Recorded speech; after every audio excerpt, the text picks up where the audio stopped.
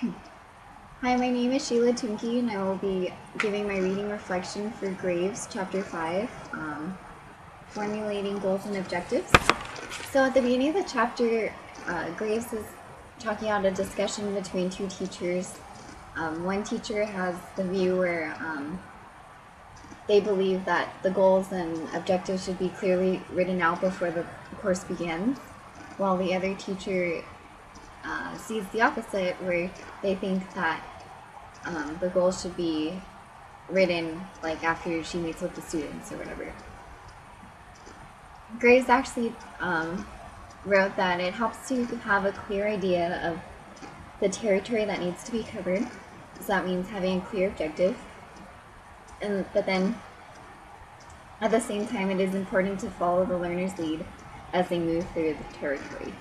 So he's actually giving like a combined view that you should have an idea, but then like you should also see what the learners want for themselves.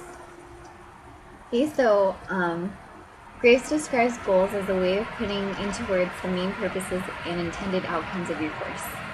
So this helps bring into focus your visions and priorities for the course.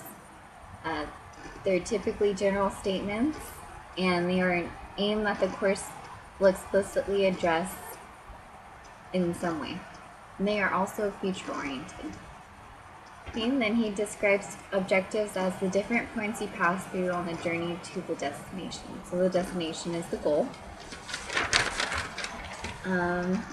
He also states that objectives are statements about how the goals will be achieved.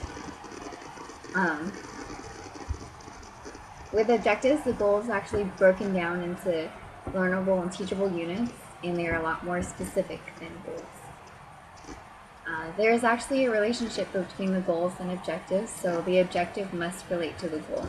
So you can't have objectives that are like far off from the goal that you want to achieve. So those objectives would probably relate to something else. There's also a cause and effect relationship. So for example, if students achieve objectives A, B, and C, then they will achieve goal Y. And then the author also states that if the goal remains important and is not achieved through the means or objectives described above, then the objectives may need to be examined and changed or refined so that the goals can be reached. So what that means is, like if your objectives aren't helping the students reach their goal, then you should change your objectives so that they can reach their goal. Some other points are, for every goal, there will be several objectives to help achieve it. Goals are more long-term and objectives are more short-term.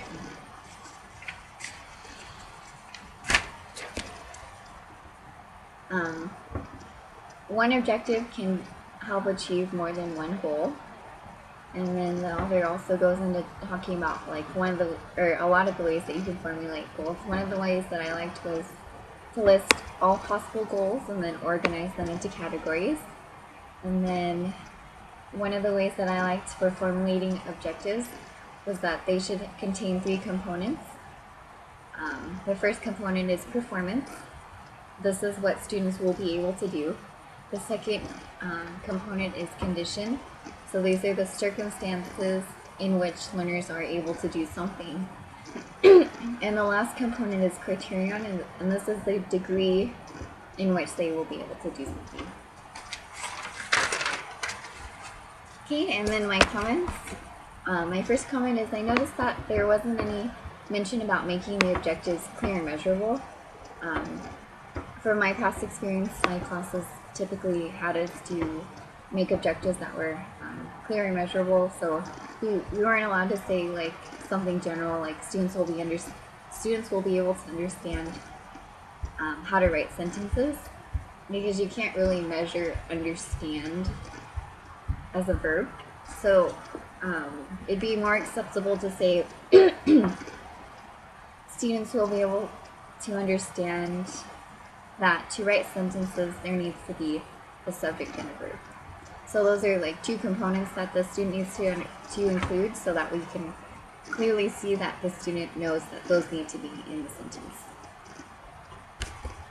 Then my second comment is Um, it relates to the debate that the two teachers were having at the beginning of the chapter.